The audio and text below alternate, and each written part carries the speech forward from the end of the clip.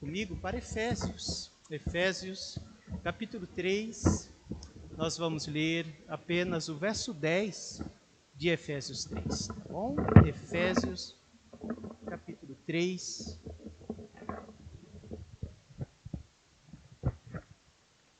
Efésios, capítulo 3, deixa eu ver aqui. Efésios, capítulo 3, verso 10.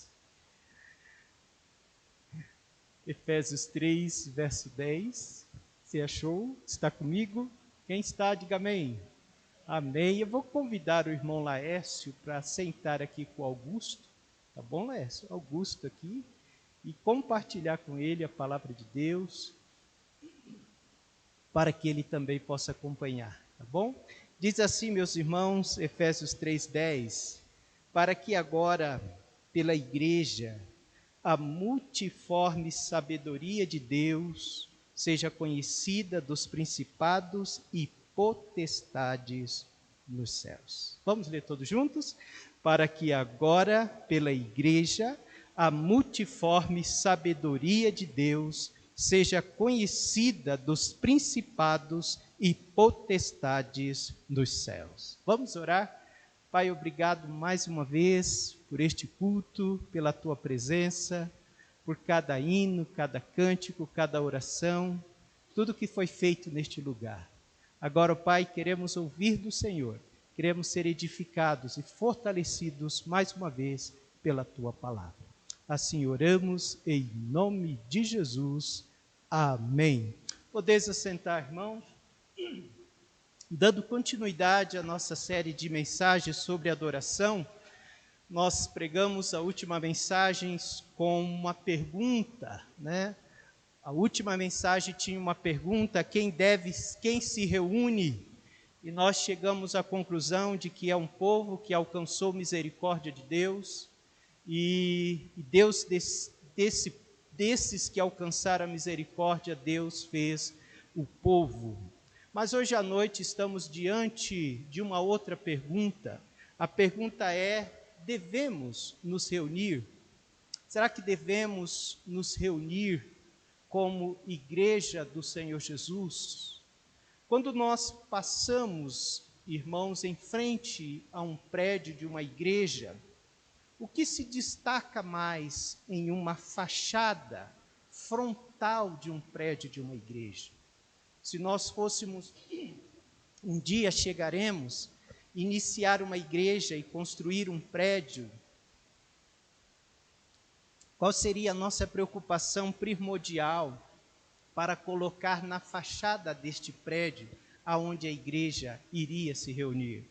Eu creio que primeiro seria o grupo denominacional, a denominação a qual aquela igreja pertence, no nosso caso, Igreja Batista Bíblica. Mas uma outra informação seria muito importante colocarmos na frente dessa fachada: os horários dos cultos, não é isso? Precisaríamos colocar ali o horário do culto. E para que servem os horários do culto? Primeiramente, serve para informação. Mas há também uma segunda razão. Aquele horário serve também como um convite. Nós estamos dizendo para aqueles que passam, para aqueles que olham: junte-se a nós em culto a partir das 9:30 da manhã, junte-se a nós em culto a partir das 19 horas. Então, aquele horário também serve como um convite.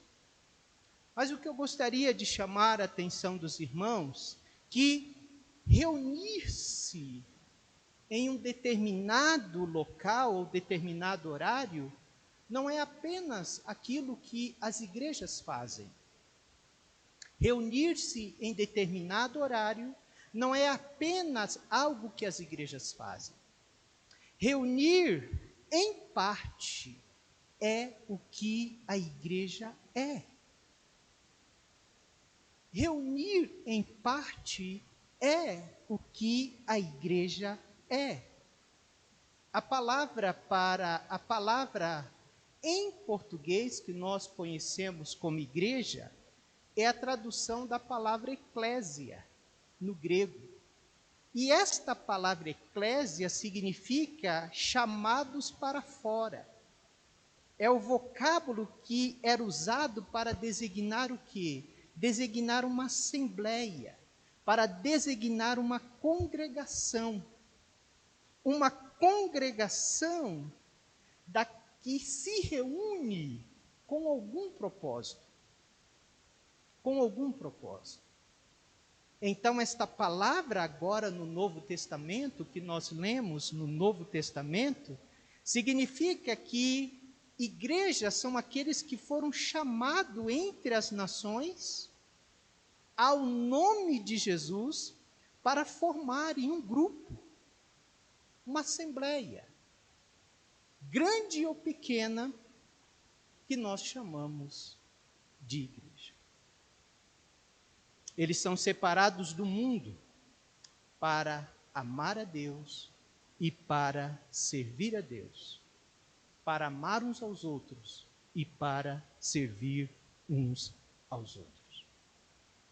Então, a mesma palavra que os escritores do Novo Testamento usaram para se referir à igreja é simplesmente o termo usado para uma reunião, para uma assembleia, para um ajuntamento. Por que eu disse que a reunião é, em parte, aquilo que a igreja é? Porque a igreja é mais do que uma reunião. Perfeito? Ela se reúne, é o que nós estamos fazendo hoje, mas depois ela se dispersa. Não é isso? Cada um de nós vamos para a nossa casa, mas em casa nós continuamos sendo igreja, ou fazendo parte da igreja. E ao longo da semana, esses que são a igreja, eles estão representando e servindo a Cristo aonde eles estão, no seu trabalho, na escola, em sua vizinhança. Ela se dispersa, mas depois ela se reúne de novo. Nós estamos aqui a cada domingo. Então, uma igreja é mais que uma reunião, mas uma igreja nunca é menos do que uma reunião. Então, o que torna, meus amados irmãos, a reunião da igreja, o culto comunitário, uma parte importante da identidade da igreja? Eu quero responder essa pergunta. Devemos nos reunir com duas respostas. A primeira resposta de que a reunião torna a igreja visível para si mesma. A reunião dos santos, quando a igreja se reúne em culto, ela torna a própria igreja visível para si mesma. Vamos pensar em uma família que se reúne anualmente. A minha família tem essa prática. E quando chega no final daquele encontro, quando chega no final daquela reunião, tem a grande foto. Tem ou não tem? Tem a grande foto, a foto final. E naquela foto, todo mundo se junta ali. É uma correria, demora. Senta, abaixa. Você está muito alto, você não vai sair na foto. Para encaixar, para enquadrar, não sei se essa é a palavra, toda a família na foto. E aquela foto é tirada. Para que serve aquela foto? Primeiramente, ela serve como lembrança daquele ano. Mas aquela foto também serve para os membros da família verem a si mesmos. Mas não somente isso. Aquela foto também mostra o vínculo que eles compartilham. Passou-se aquele tempo da foto, aquele dia. No outro mês, ou daqui 4, 5 meses, você vai mostrar aquela foto, você vai dizer o quê? Aqui está a minha família. Aqui está a minha família. Meus amados irmãos, da mesma forma, quando uma igreja se reúne para adoração ao Senhor, a congregação, a igreja, ela é apresentada para si mesma. É aqui no nosso culto ao Senhor que a igreja se torna consciente de si mesma. É aqui que nós confessamos de que somos um grupo distinto. É aqui que nós vemos o vínculo que nós criamos em Cristo Jesus. É no momento do culto que a igreja mostra quem ela é. Quem a igreja é? A igreja é um povo reunido pela graça de Deus, que depende dele e para a honra dele. Mas é no culto de adoração. É no culto que a igreja surge em sua verdadeira identidade, ou em sua verdadeira natureza. Como uma eclésia, como uma assembleia, como uma reunião daqueles que foram salvos e resgatados pelo sangue de Jesus. Não é isso? É isso. Ela se torna consciente de si mesma. Ela se torna visível para si mesma. E quando isso acontece? Aqui, quando nós cultuamos a Deus. Quando nós nos reunimos em nome do Senhor. No nosso caso, às quartas-feiras, aos domingos pela manhã, no domingo à noite, nós nos reunimos em conjunto. E quando nós nos reunimos ali, o que nós vemos? O que nós presenciamos ali?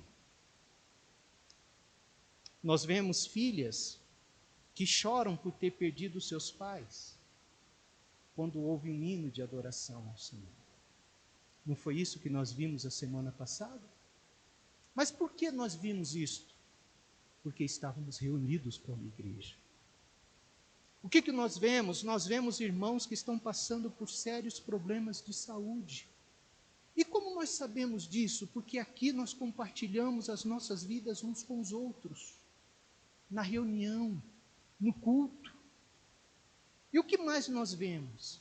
Nós vemos irmãos que estão aguardando cirurgia. Como eu sei disso? Por que nós sabemos disso? Porque nós nos reunimos como igreja. Nós estamos juntos como igreja. Nós vemos nesta igreja pais que lutam com o seu filho. Nós vemos pais aqui, irmãos, que nutrem a esperança e que oram pela conversão da esposa. Outros estão orando pela conversão do esposo. Outros estão orando pela conversão dos filhos. Nós temos aqui pessoas que lutam com problemas de ansiedade. Nós vemos aqui uma jovem senhora que está sendo discipulada. Nós vemos aqui pessoas que estão se aproximando da igreja, cada um com as suas lutas, cada um com as suas dores, cada um com seus sonhos, cada um com seus desafios. E quando isso se torna visível para nós? Quando nós nos reunimos como igreja do Senhor. Tudo isso traz para nós a importância de sermos igreja. Amém? Tudo isso traz para nós a importância de nos reunirmos. Porque nós somos um corpo em Cristo, e um corpo em Cristo está junto e ajuda um ao outro. Um corpo que se reúne, um corpo que se conhece, um corpo que se ajuda e que se edificam. E é na reunião que nós vemos isso. É no culto público que nós podemos presenciar estas coisas. Um ajudando o outro, um ministrando ao outro, um edificando ao outro. Isso faz parte do que é a igreja de Jesus. Amém? É aqui na reunião, irmãos, que nós confessamos a mesma fé. É aqui no nosso culto que nós cantamos os mesmos louvores. Olha que louvores lindos nós cantamos hoje. Olha que especial lindo essas irmãs e irmãos trouxe para nós hoje. É aqui no culto de adoração que nós lemos a mesma escritura. É aqui que nós ouvimos a mesma mensagem pregada. É aqui que nós compartilhamos na ceia do Senhor do mesmo pão e do mesmo cálice. É aqui que está o povo que se reúne, o povo que foi comprado e resgatado pelo sangue de Jesus. Aqui na reunião que se torna visível a igreja do Senhor Jesus. Por que eu devo me reunir? Não é essa a pergunta? Devemos nos reunir? Sim, lógico. Por quê? Porque nós demonstramos de fato, primeiramente, a natureza da igreja. A igreja é uma assembleia. E segundo, porque a igreja se torna visível para nós mesmos. O que é a igreja do Senhor Jesus? Eu separei 2 textos para afirmar o que nós acabamos de falar. Primeiramente, Hebreus capítulo 10, 24 e 25. Abra sua Bíblia lá. Comigo em Hebreus capítulo 10, verso 24 e 25. Hebreus 10, 24 e 25. Esse contexto que Paulo, ou melhor, o autor de Hebreus está falando, é um contexto de reunião, é um contexto de culto, é um contexto de estarem juntos. Olha só o que diz Hebreus capítulo 24, Hebreus 10, 24 e 25. Ele diz: e consideremo-nos uns aos outros para nos estimularmos ao amor e às boas obras. Onde acontece isso, irmãos? Não deixando nossa mútua congregação, como é costume de alguns, antes admoestando-nos uns aos outros, e tanto mais quanto vedes que se vai aproximando aquele dia. O que o autor está dizendo? Ele está dizendo que quando a igreja se reúne, há ali na igreja o estímulo ao amor e às boas obras. Quando a igreja se reúne, é o tempo onde nós admoestamos, fortalecemos uns aos outros. É ou não é? Quantas vezes você chegou aqui triste, desanimado, abatido, desesperado? Mas quando você entrou aqui no templo e o culto começou, o primeiro hino, o segundo hino, e Deus foi falando, e a palavra de Deus foi admoestando, consolando, fortalecendo o seu coração. O segundo texto está lá em Colossenses 3,16, ainda num contexto de adoração, num contexto de culto, de reunião. Colossenses 3,16. Vamos comigo até lá.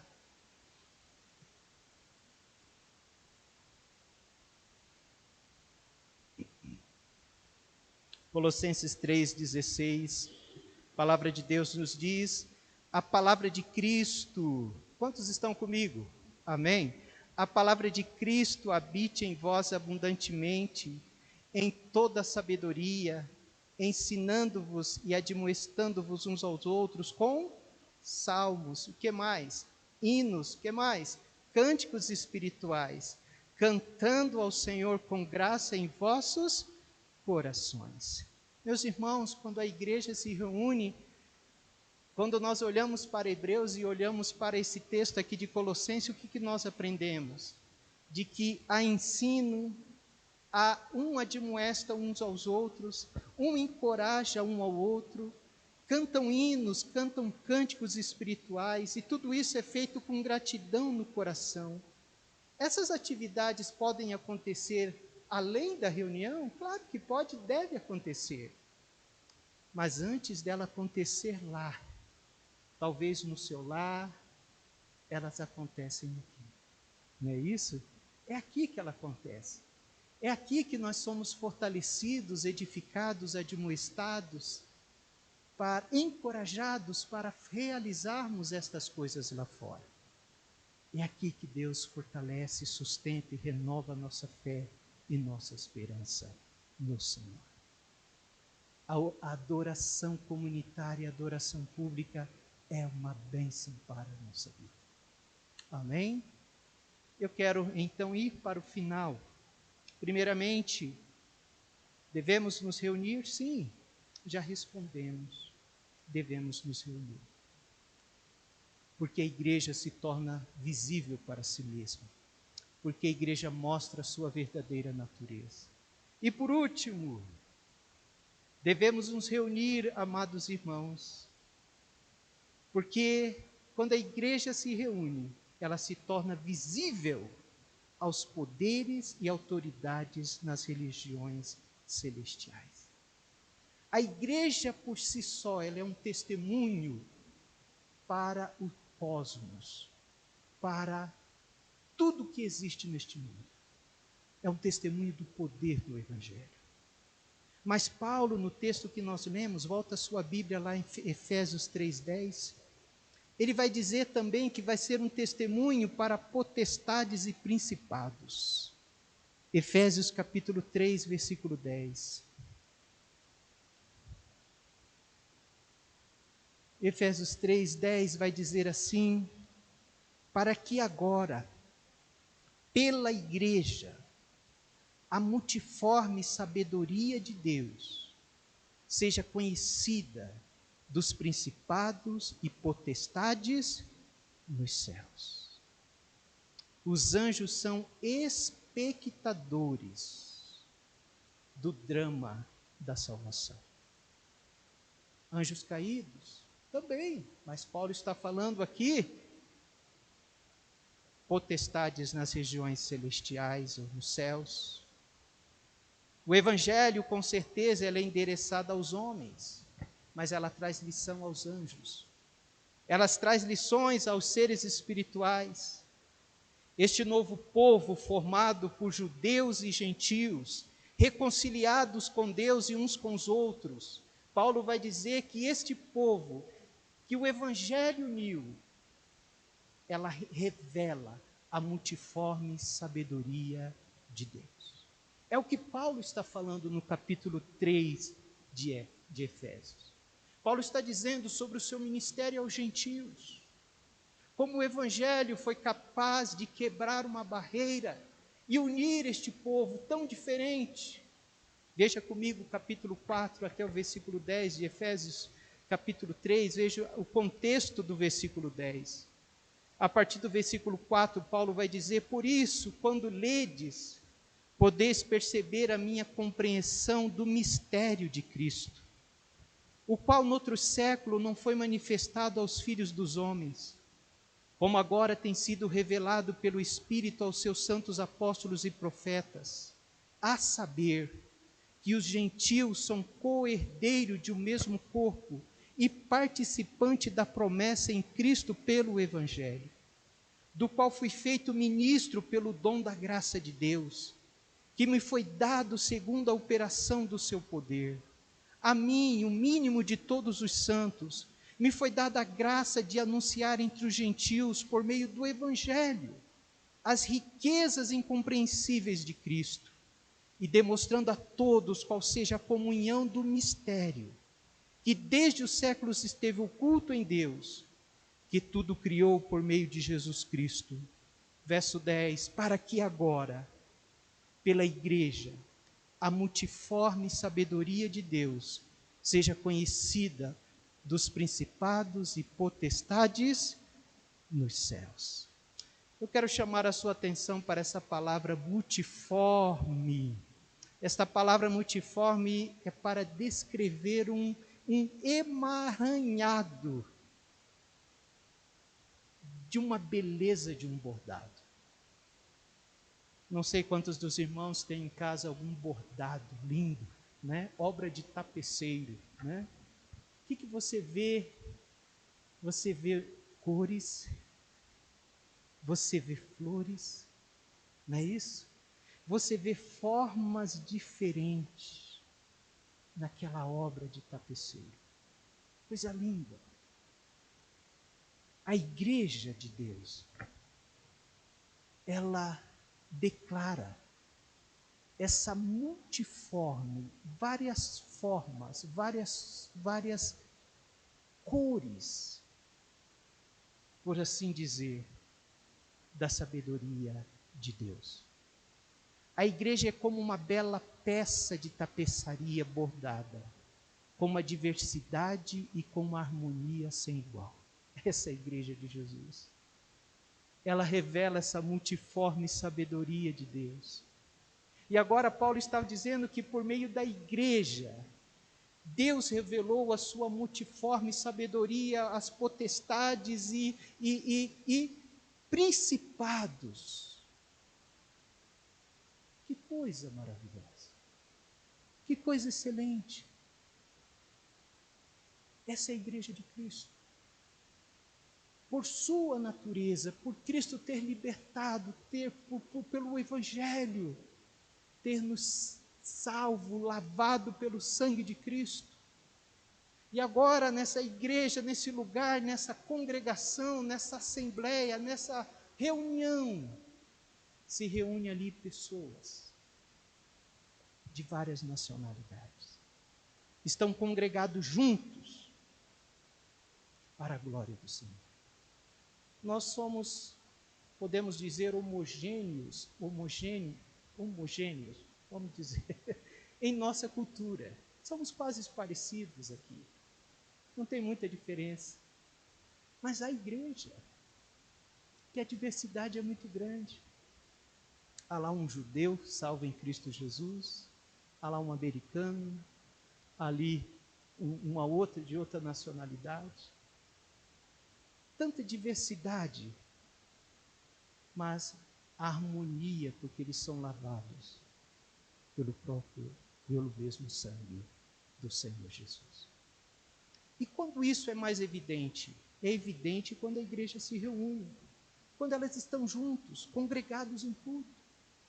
Então, por que devemos nos reunir? Devemos nos reunir porque é um testemunho do poder do Evangelho, queridos. Quando nós nos reunimos, nós estamos dizendo para o mundo que há um Evangelho que destrói separação. Nós cremos no Evangelho que destruiu a barreira que havia entre judeus e gentios. Não há acepção de pessoas, para a glória do Senhor. Amém? Que grande significado há na reunião da igreja, meus irmãos. Ela faz conhecida a multiforme sabedoria de Deus. Tudo isso torna a nossa adoração mais importante, mais profunda e mais bela. Quando eu venho para o culto agora, eu venho alegre, porque eu sei que quando eu me reunir com meus irmãos, é um testemunho do poder do Evangelho de Cristo. Quando eu vou para a igreja, eu vou alegre, porque eu sei, porque ali vai ser evidenciada a própria natureza da igreja, a igreja reunida no nome do Senhor Jesus. É uma teologia sólida quanto à reunião da igreja. Quantas verdades nós estamos aprendendo aqui? Há verdades teológicas que envolvem até as regiões celestiais quando nós nos reunimos. Glória a Deus por isso, amém? Que envolve a sabedoria do nosso Deus, que envolve a própria natureza do Evangelho. E por último, o testemunho do poder do Evangelho. A nossa reunião, a reunião da igreja, é algo sobrenatural, meus irmãos. Deus nos uniu. Deus nos uniu. Produzido pelo Evangelho e observado nas regiões celestiais. Tudo isso deve combater a nossa adoração formal. O que é uma adoração formal? Fazer apenas por fazer. Tudo isso deve combater a nossa adoração formal, de vir para a igreja como sendo um dever ou uma tradição. Não! Há muita coisa envolvida quando a igreja de Jesus se reúne. Amém? Sobre tudo aquilo que já falamos hoje à noite. E devemos lembrar sempre que Deus se agrada em derramar a sua presença quando o seu povo está reunido. apesar de tudo isso que já vimos, o principal, o mais que deve nos motivar mais, é porque o Senhor Jesus prometeu que onde estiver 2 ou 3 reunidos em meu nome, lá estarei eu no meio deles. Eu quero estar lá, porque o Senhor vai estar lá. E onde o Senhor está, Ele manifesta o seu poder. Ele fala, Ele transforma, Ele liberta, Ele cura. Ele traz alegria no nosso coração. Que Deus nos abençoe. Por que devemos nos reunir? Por causa de tudo aquilo que vimos hoje à noite. Para a glória do Senhor. Um pastor chamado David Clarkson, ele disse o seguinte: o Senhor se compromete a entregar, por assim dizer, um fluxo de sua presença consoladora e vivificante para cada pessoa em particular que o tem. Verdade. Mas, quando muitas dessas pessoas que o temem se ajuntam para adorar a Deus, essas várias correntes que vai individualmente, agora esse povo que se une, essas várias correntes também se unem e se convergem para uma só.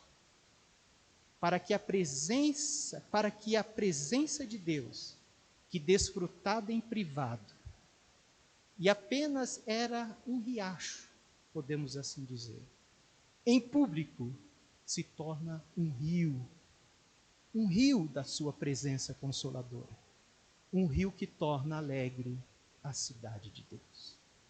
Enquanto individualmente, por assim dizer, podemos receber